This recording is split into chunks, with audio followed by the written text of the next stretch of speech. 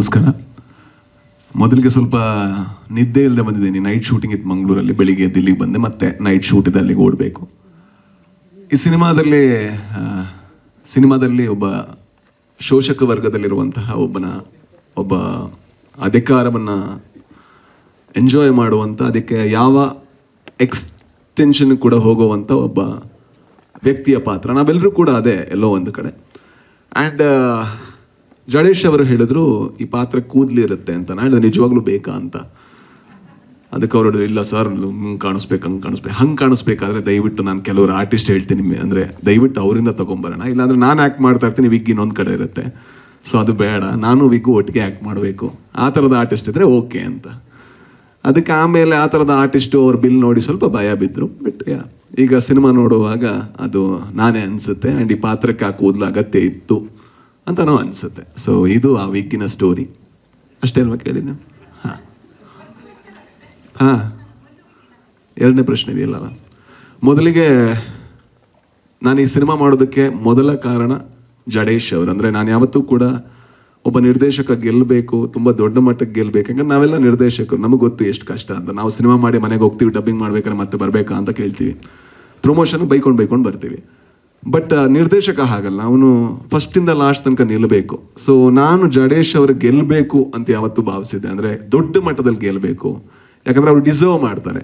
ಹಾಗಾಗಿ ನಾನು ಹೇಳಿದೆ ಈ ಸಿನಿಮಾ ನಾನು ಮಾಡಿದ್ರೆ ನಿಮಗೋಸ್ಕರ ಮಾಡ್ತೀನಿ, ಯಾಕಂದರೆ ನೀವು ಗೆಲ್ಲಬೇಕು ಅನ್ನೋ ಕಾರಣಕ್ಕೋಸ್ಕರ. ಯಾಕಂದರೆ ಏನಾಗುತ್ತೆ, ಕೆಲವು ಸಲ ನೆಗೆಟಿವ್ ರೋಲ್ ಮಾಡಿದಾಗ ಅದು ಬರೀ ಪ್ರಮೋಷನ್ ಮಾತ್ರ ಸೀಮಿತ ಆಗುತ್ತೆ. ಬಟ್ ಇದರೆಲ್ಲ ಆ ಥರ ಇರಲಿಲ್ಲ. ಈ ಪಾತ್ರಕ್ಕೆ ಬಹಳ ಒಂದು ಅಸ್ಮಿತೆ ಇದೆ. ಅಂದರೆ ಅವನಿಂದನೂ ಕತೆ ಮುಂದುವರಿಯುತ್ತೆ.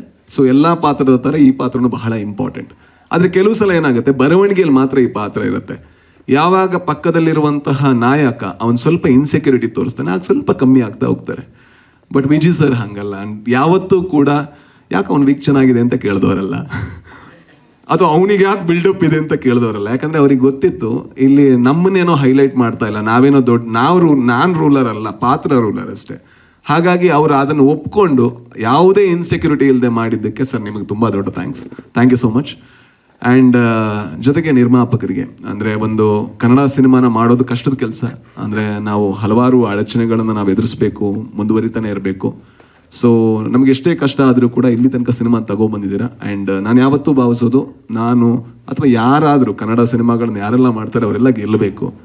ಅಟ್ಲೀಸ್ಟ್ ಹಾಕಿದ್ದಕ್ಕಿಂತ ₹1 ಜಾಸ್ತಿ ತಗೊಂಡು ಹೋಗಬೇಕು. ಇದು ಹಾಕಿದ್ದಕ್ಕಿಂತ ಡಬಲ್ ತ್ರಿಬಲ್ ಇನ್ನೂ ಜಾಸ್ತಿ ತಗೊಂಡು ಹೋಗಲಿ. ಆ್ಯಂಡ್ ವಿಜಯ್ ಸರ್ ಜೀವನದಲ್ಲಿ ಅತೀ ದೊಡ್ಡ ಸಿನಿಮಾ ಆಗಲಿ ಅಂತ ನಾನು ಪ್ರೇ ಮಾಡ್ತೀನಿ.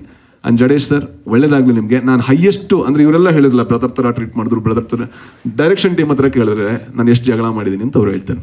ಸೊ ನಾನು ಜಗಳನೂ ಮಾಡ್ತೀನಿ, ನಾನು ಬ್ರದರ್ ಥರ ಟ್ರೀಟ್ ಮಾಡೋದು ಮಾತ್ರ ಅಲ್ಲ. ಒಂದು ಹೈಯೆಸ್ಟ್ ಶ್ರೀಕಾಂತ್ ಹತ್ರ, ಇಲ್ಲಿ ನನ್ನ ಶ್ರೀಕಾಂತ್ ಮಗ ಯಾಕೋ ಇಷ್ಟು ಉದ್ದ ಡೈಲಾಗು ನನಗೆ. ಅಂದರೆ ಡೈಲಾಗ್ ಅಂದರೆ ನನಗೆ ಸ್ವಲ್ಪ ಕಷ್ಟ ಆಗ್ತಾಯಿತ್ತು. ನಾನು ಬರೆದಿರುವಂಥ, ಅಂದರೆ ನಾನು ಇಡೀ ಗರುಡ ಗಮನ ಸಿನಿಮಾ 60 ಪೇಜಿಗೆ ಬಂದರೆ ಇದು ಮೇ ಬಿ ಒಂದು 2-3 ಸೀನ್ ಕೇಳಿದ್ರೆ ಒಂದು 10 ಪೇಜಿಗೆ ಬರ್ತಾಯಿತ್ತು. ನಾನು ಹೇಳಿದೆ ಗುರು ಇದು ಬೇಡ ಗುರು, ಇಷ್ಟು ಡೈಲಾಗು ಬೇಡ ಇದು ಹೇಳಿದ್ದೀನಿ, ಆ ಸೀನಲ್ಲಿ ಅದನ್ನೇ ಹೇಳಿದ್ದೀನಿ, ಈ ಸೀನಲ್ಲಿ ಅದನ್ನೇ ಹೇಳಿದ್ದೀನಿ, ಜಗಳ ಆಡ್ತಾ ಇದ್ದೆ. ಬಿಕಾಸ್ ಫೈನಲಿ ನಾವೇನು ಮಾಡ್ತಿದ್ದೀವಿ ಅಂದರೆ ನಾವೆಲ್ಲರೂ ಕೂಡ ಒಂದೇ ಗೋಲಿಗೆ ಕೆಲಸ ಮಾಡ್ತಾ ಇದ್ದೀವಿ. ಆ ಗೋಲ್ ಏನು ಅಂತ ಹೇಳಿದ್ರೆ ಈ ಸಿನಿಮಾ ಆದಷ್ಟು ಒಳ್ಳೆ ಸಿನಿಮಾ ಆಗಬೇಕು. ಯಾಕಂದರೆ ಎಲ್ಲ ಟೈಮಲ್ಲಿ ಈ ಅವಕಾಶ ಸಿಗಲ್ಲ. ಅಂದರೆ ಅಂದರೆ ವಿಜಯ್ ಸರ್ ಇರ್ಬೋದು, ಭಾವನಾ ಅವರಿದ್ದಾರೆ, ಜೊತೆಗೆ ನಮ್ಮೆಲ್ಲ ಹುಡುಗರಿದ್ದಾರೆ, ಮಿತ್ರಾ ಸರ್ ಇದ್ದಾರೆ, ಗೋಪಾಲಕೃಷ್ಣ ದೇಶಪಾಂಡೆ ಅವರಿದ್ದಾರೆ, ಆಮೇಲೆ ರಿತನ್ಯ ಇದ್ದಾಳೆ, ಜೊತೆಗೆ ಮಗ ನೀನಿದೆಯಾ, ನೀನಿದೆಯಾ. ಸೊ ಇವರೆಲ್ಲ ಇರ್ಬೇಕಾದ್ರೆ ಆ ಸಿನಿಮಾ ಗೆದ್ದರೆ, ಒಂದು ಕನ್ನಡ ಸಿನಿಮಾ ಆಗಿ ಗೆದ್ದಾಗ ಒಂದು ದೊಡ್ಡ ಲಾಭ ಇದೆ. ರಚಿತಾ ರಾಮ್ ಅವರಿದ್ದಾರೆ, ಆಮೇಲೆ ಬೈಬೋದವರು. ಸೊ ಎಲ್ಲರೂ ಇದ್ದಾಗ ಒಂದು ಸಿನಿಮಾ ಗೆದ್ದರೆ ತುಂಬ ಲಾಭ ಇದೆ. ಸೊ ಈ ಸಿನಿಮಾ ಗೆಲ್ಲುತ್ತೆ ಅಂತ ನಾನು ಭಾವಿಸ್ತೀನಿ. ಜೊತೆಗೆ ಮಾಸ್ತಿ ಅವರು ಬಹಳ ಚೆನ್ನಾಗಿ ಬರೆದಿದ್ದಾರೆ ಸರ್ ಡೈಲಾಗು. ಸೊ ಒಳ್ಳೇದಾಗಲಿ ಎಲ್ರಿಗೂ ಕೂಡ, ಅಷ್ಟೇ. ಕೋಲಾರ ಸ್ಲ್ಯಾಂಗ್ ಬಗ್ಗೆ ಸರ್. ಕೋಲಾರ ಸ್ಲ್ಯಾಂಗ್ ಮಂಜ ಇಲ್ಲಿ ಅವನು ಈ ಮಗ ನೀನು ಒಂದು ಡೈಲಾಗು ಇಲ್ಲಿ ನಮಸ್ಕಾರಗಳು ಅಲ್ಲಿ ಮುಗಿದಿತ್ತು, ಆಮೇಲೆಲ್ಲ ಬೆಂಗಳೂರಲ್ಲೇ ಬಂತಲ್ಲ ಮಗ. ಬಟ್ ಬಹಳ ಕಷ್ಟಪಟ್ಟಿದ್ದಾನೆ ಪಾಪ ಅವನು. ಅಂದರೆ ಪ್ರತಿ ಸತಿ ಕೂಡ ನಿಂತು ಅವನು ಆ ಡೈಲಾಗ್ನೆಲ್ಲ ಪಾಲಿಷ್ ಮಾಡಿ, ನಾನು ಸ್ವಲ್ಪ ಜಾಸ್ತಿ ಇರಿಟೇಟ್ ಮಾಡ್ತೀನಿ, ಸರಿನಾ ಇದು ಕರೆಕ್ಟಾಗಿ ಬಂತ ಅಂತ. ಸೊ ಥ್ಯಾಂಕ್ ಯು ಮಗ. ಅಂದರೆ ನನಗೆ ಗೊತ್ತಿಲ್ಲ ನಿಜವಾಗ್ಲೂ ಕರೆಕ್ಟಾಗಿ ಬಂದಿದೆಯಾ ಅಂತ. ಥ್ಯಾಂಕ್ ಯು ಮಗ, ಥ್ಯಾಂಕ್ ಯು. ಜೊತೆಗೆ ಒಬ್ಬ ಟೆಕ್ನಿಷಿಯನ್ ಹೆಸರು ಹೇಳಲೇಬೇಕು, ಬಹಳ ನನಗೆ ಖುಷಿ ಕೊಟ್ಟಂಥ ಟೆಕ್ನಿಷಿಯನ್ ಸ್ವಾಮಿ ಅವರು ತುಂಬ ಕೆಲಸ ಮಾಡಿದ್ದಾರೆ ಈ ಸಿನಿಮಾಗೆ.